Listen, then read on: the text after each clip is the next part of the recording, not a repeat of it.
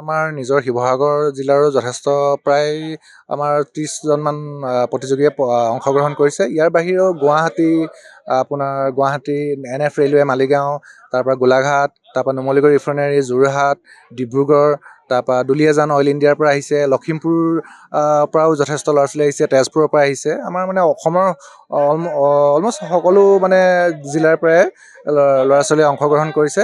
আৰু ইয়াতে আপোনাৰ মেন্স টুৰ্ণামেণ্ট মানে প্লেয়াৰে অংশগ্ৰহণ কৰিছে। 2জন আন্তঃৰাষ্ট্ৰীয় পৰ্যায়ৰ খেলুৱৈ আমাৰ ইয়াত অংশগ্ৰহণ কৰিছে। তেওঁ উদিত গগৈ আৰু শ্বেইখ ইফতিকাৰ। তাৰে উদিত গগৈ এটা সময়ত নেশ্যনেল চেম্পিয়ন আছিলে আণ্ডাৰ-12 আৰু 14-ৰ, আৰু ইফতিকাৰো তেওঁ নেশ্যনেল গেমছত তেওঁ সোণৰ পদক অৰ্জন কৰিছে অসমৰ হৈ। তেওঁলোকে প্ৰথমবাৰৰ বাবে ইয়াত অংশগ্ৰহণ কৰিছে এই টুৰ্ণামেণ্টত। হয়, তেওঁলোকে সক্ষম হ'ব আৰু লগতে তেওঁলোকৰ ৰেংকিং ইম্প্ৰুভ হ'ব। তেওঁলোকে অলৰেডি যিসকলে অল ইণ্ডিয়া টুৰ্ণামেণ্ট পাৰ্টিচিপেট কৰিছে তাৰ ৰেংকিং পইণ্ট থাকিব, অসমৰ ৰেংকিং পইণ্টো তাত যোগ হ'ব। গতিকে তেওঁলোকৰ হায়াৰ ৰেংকিং কেটেগৰীত আহিব। আৰু আমাৰ ক্লাবৰ 2-এজন প্লেয়াৰ অল ইণ্ডিয়া ৰেংকিং আছেই আমাৰ, আৰু যিজন আমাৰ আণ্ডাৰ-14-ৰ বিজয়ী খেলুৱৈ, তেওঁ ইণ্ডিয়াৰ ভিতৰত প্ৰথম 15মান ৰেংকৰ ভিতৰত আছে, আৰু 100 ভিতৰত থকাও বেলেগ আৰু 2-3জন ইয়াতে খেলুৱৈ আছে। এখন আপোনাৰ 12 বছৰ অনূৰ্ধ্ব, 14 বছৰ আৰু 18 বছৰ ল'ৰা আৰু ছোৱালীৰ দুইটা শাখাতে অনুষ্ঠিত হৈছিলে। ইয়াৰ বাহিৰেও মেন্স ডাবলছৰ এটা ইভেণ্ট হৈছে। এইকেইটা ইভেণ্টৰ বাহিৰেও 2টা ভেটাৰান ইভেণ্টো হৈছে 40 আৰু 50-ৰ ঊৰ্ধৰ। বৰ্তমান আমি এতিয়া চাওক কি কয় মেন্স খেলি আছোঁ। মই শ্বেইখ মহম্মদ ইফতিকাৰ আৰু উদিত গগৈ হয়। মই গুৱাহাটীৰ হয় আৰু দুলীয়াজানৰ হয়। তো একচুৱেলি আমি এতিয়া নেশ্যনেল লেভেল আৰু ইণ্টাৰনেশ্যনেল লেভেল দুটাতে খেলি আছোঁ। তো একচুৱেলি দিল্লীত প্ৰেক্টিছ কৰে আৰু মই বেংগলোৰত প্ৰেক্টিছ কৰোঁ। আমি দুজনে অইল ইণ্ডিয়াত আছোঁ। তো টুৰ্ণামেণ্টটো বহুতেই খেলিলোঁ বাৰু, কিন্তু ইয়াতে আহি কিনে এটা মানে ভাল লাগিছে আৰু। ফাৰ্ষ্ট টাইম আহিলোঁ মই শিৱসাগৰত, মেন্স খেলিলোঁ, আমি ডাবলছ খেলিছোঁ, ডাবলছটো জিকিলোঁ আমি। আৰু মানে অভাৰঅল এক্সপিৰিয়েঞ্চ ভালে থাকিল, খেলি ভাল লাগিল আৰু সেয়াই। চৰি, আমি ইণ্ডিয়াতো খেলিছোঁ, ইণ্ডিয়াৰ বাহিৰতো খেলিছোঁ, আৰু মানে টুৰ কৰি থাকোঁ আৰু আমি নেশ্যনেল ইণ্টাৰনেশ্যনেল দুটাই। তো মানে এই বছৰত ষ্টাৰ্টিঙত জানুৱাৰী, ফেব্ৰুৱাৰী বা ডিচেম্বৰত অল আছামবোৰ হয়, ষ্টেট ৰেংকিংবোৰ হয়। তো তাৰ কাৰণে আহিছোঁ 2-4টা এনেকুৱা ষ্টেট ৰেংকিং খেলিবৰ কাৰণে।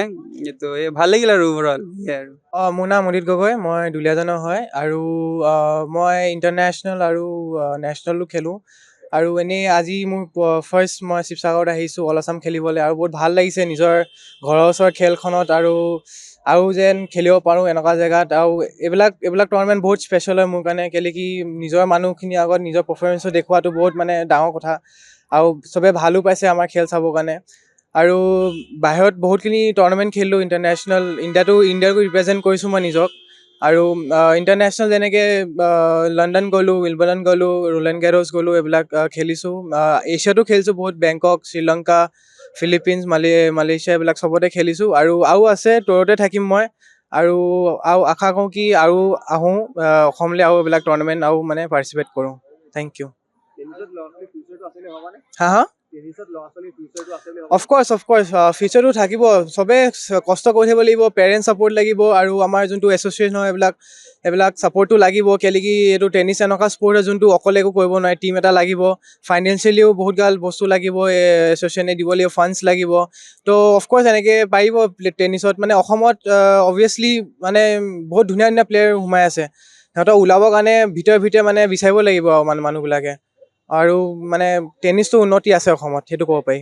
আজি আমাৰ 22nd শিৱসাগৰ অ'পেন টুৰ্ণামেণ্ট, যোনটো আমাৰ এনুৱেল ইভেণ্ট হয়, আজি ফাইনেল আছিলে। যোৱা 26 তাৰিখে আৰম্ভ হ'ল 5দিনীয়া খেল। এইবাৰ যথেষ্ট আমাৰ পাৰ্টিচিপেণ্ট হৈছে, আৰু খুব ভাল হৈছে খেলা। কি কওঁ আমি, যথেষ্ট ভাল হৈছে, আগতকৈ বহুত ষ্টেণ্ডাৰ্ড ভাল হৈছে। আৰু নতুন প্লেয়াৰ আহিছে। আমাৰ ৰেংকিং টুৰ্ণামেণ্ট হয়, ইয়াত যোনে জিকে বা ৰানাৰ্ছ আপ হয় বা ছেমি ফাইনেল পায়, সিহঁতি পইণ্টছ পায় আগৰ ৰেংকিংটো বঢ়াবৰ কাৰণে। যিকোনো খবৰৰ বাবে যোগাযোগ কৰক 7099017330, লগতে 7099017110 নম্বৰত।